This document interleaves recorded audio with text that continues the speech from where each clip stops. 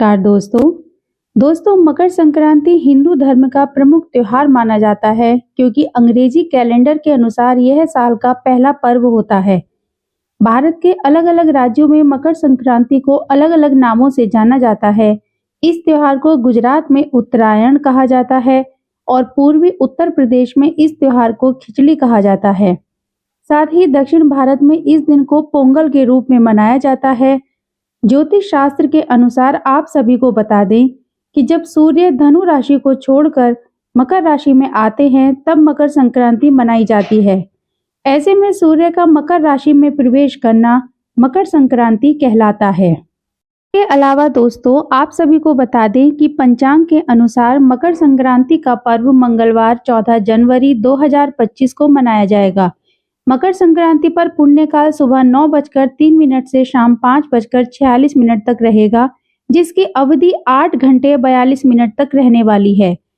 साथ ही मकर संक्रांति पर महापुण्यकाल सुबह 9:03 से रात 10:48 तक रहेगा, जिसकी अवधि 1 घंटा 45 मिनट तक रहेगी। ऐसे में इस अवधि में स्नान, दान और धार्मिक कार्यों का विशेष महत्व है। ऐसा करने से भगवान सूर्य देव और भगवान शनि देव का आशीर्वाद प्राप्त होता है, जिससे जीवन के सभी कष्ट और परेशानियां दूर हो जाती हैं।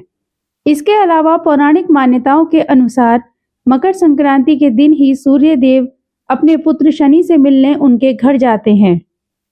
इसके अलावा मकर संक्रांति का दिन सूर्य देव को समर्पित है, इसलिए भगवान सूर्य देव की मकर संक्रांति के दिन श्रद्धा पूर्वक विधि विधान से पूजा अर्चना की जाती है और उन्हें प्रसन्न करने के तरह तरह के उपाय किए जाते हैं।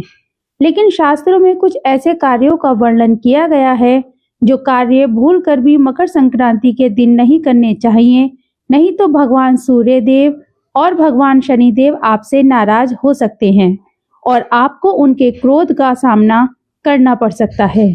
तो आइए जानते हैं कौन से हैं वे कार्य जो मकर संक्रांति के दिन हम सबको नहीं करने चाहिए। धार्मिक परंपराओं में मकर संक्रांति के दिन ताजा और शुद्ध भोजन का सेवन अत्यधिक महत्वपूर्ण माना गया है। ऐसे में बासी और अशुद्ध भोजन का सेवन मकर संक्रांति पर करना पवित्रता को भंग करता है। मकर संक्रांति का दिन हमारे मन, शरीर और आत्मा को शुद्ध करने का अवसर प्रदान करता है और बासी भोजन का सेवन इस प्रक्रिया को बाधित करता है। ऐसे में मकर संक्रांति के दिन शुद्ध और ताजा भोजन तैयार करके उसका सेवन करने से आपके मन को, शरीर को शांति और शक्ति मिलती है। साथ ही आपको भगवान सूर्य देव की भी विशेष कृपा प्राप्त होती है। संक्रांति के दिन सूर्यास्त के बाद भोजन करने से बचना चाहिए। माना जाता है कि मकर संक्रांति के दिन सूर्यास्त के बाद भोजन करने से भगवान सूर्य देव की कृपा प्राप्त नहीं होती है। अगर आप मकर संक्रांति के दिन सूर्यास्त के बाद भोजन करते हैं तो आपको इसके जीवन में अशुभ परिणाम देखने को मिलते हैं। साथ ही आपके घर में भी नकारात्मक ऊर्जा का वास हो जाता है, जिससे घर में अशांति का माहौल बना रहता है। दोस्तों अगला जो कार्य है वह है बिना स्नान किए भोजन करना। मकर संक्रांति के दिन बिना स्नान किए अनाज ग्रहण बिल्कुल नहीं करना चाहिए। ऐसा करने से वह अनाज जहर के समान होता है, क्योंकि जीवन में अन्न और जल का महत्व बहुत अधिक होता है। इसके अलावा मकर संक्रांति के दिन अन्न और जल को व्यर्थ करना या उसकी बर्बादी करना अशुभ माना जाता है। ऐसा आपको जीवन में कभी भी नहीं करना चाहिए। ऐसा करने से आपको भोजन के लिए भी तरसना पड़ सकता है। साथ ही तिल और गुड़ जैसे खाद्य पदार्थों का दान करना पुण्यदायक होता है, लेकिन इन्हें फेंकना या अपमानित करना पाप की श्रेणी में आता है। ऐसे में आपको इस दिन भोजन और जल का आदर करना चाहिए और इसे जरूरतमंदों, गरीबों को बांटना चाहिए, क्योंकि इसको सबसे बड़ा धर्म माना गया है। मकर संक्रांति के दिन अगर गरीब, ब्राह्मण या कोई असहाय व्यक्ति आपके घर पर आए या फिर आपकी चौखट पर आ जाए तो उसे बिना कुछ दान किए उसे वापस नहीं लौटाना चाहिए। ऐसा करने से आप पाप के भागी बन सकते हैं और आपको जीवन में अशुभ परिणाम देखने को मिल सकते हैं।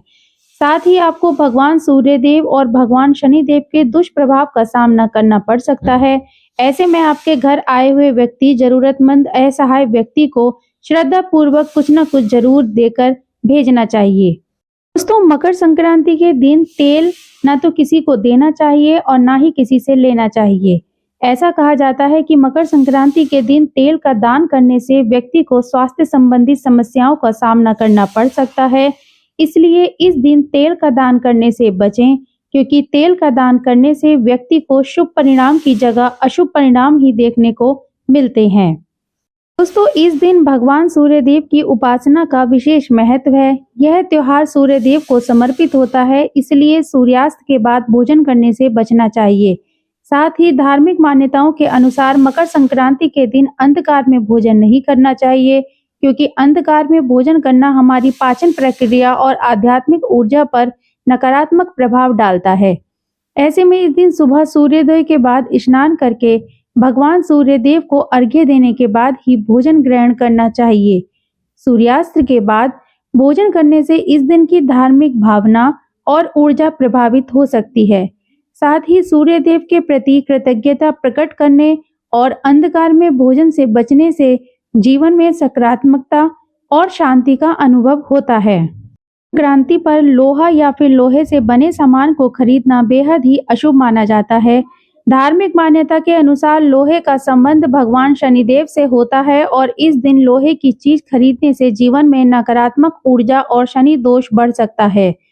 ऐसा माना जाता है कि लोहे का उपयोग इस दिन दान में करना चाहिए, ना कि इसे खरीदने में। ऐसे में अगर मकर संक्रांति के दिन लोहे के बर्तन या उपकरण खरीदे जाते हैं तो यह आर्थिक समस्याएं या स्वास्थ्य से जुड़ी परेशानियों का कारण बन सकता है। इसके अलावा खास तौर पर मकर संक्रांति के दिन लोहे की वस्तुएं दान करने से शनिदेव प्रसन्न होते हैं और व्यक्ति के जीवन से संकट दूर होते हैं। साथ ही साधक को जीवन में शुभ परिणाम देखने को मिलते हैं और जातक के बिगड़े हुए कार्य बिना किसी अड़चन के पूर्ण हो जाते हैं। तो इस दिन तेल खरीदने की भी मनाही होती है, क्योंकि धार्मिक दृष्टि से तेल को शनिदेव का प्रतीक माना जाता है। ऐसे में इस दिन तेल खरीदने या इस्तेमाल करने से नकारात्मक ऊर्जा को बढ़ावा मिल सकता है और शनि दोष का प्रभाव जीवन में बढ़ सकता है। खासकर तिल का तेल, जिसे दान करना अत्यधिक शुभ माना गया है, इस दिन खरीदने के बजाय जरूरतमंदों को दान करना चाहिए। इसके अलावा अगर मकर संक्रांति के दिन तेल खरीदा जाता है तो यह धन हानि और मानसिक अशांति का कारण बन सकता है। इसलिए मकर संक्रांति पर तेल खरीदने से बचें और इसे किसी गरीब या मंदिर में दान करें। ऐसा करना आपके लिए शुभ फलदायी होगा। तो इस दिन पेड़ों की कटाई छटाई भी नहीं करनी चाहिए। मान्यता है कि ऐसा करने से जीवन में बाधाएं आती हैं। इसके अलावा मकर संक्रांति के दिन आपको इस बात का भी विशेष रूप से ध्यान रखना चाहिए कि तुलसी की पत्तियों को भूलकर भी ना तोड़ें, नहीं तो भगवान सूर्यदेव के साथ साथ अन्य देवी देवता भी आपसे रुष्ट हो सकते हैं, जिससे आपको जीवन में अशुभ परिणाम देखने को मिल सकते हैं।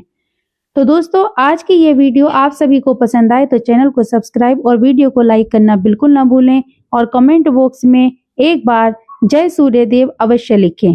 नमस्कार दोस्तों।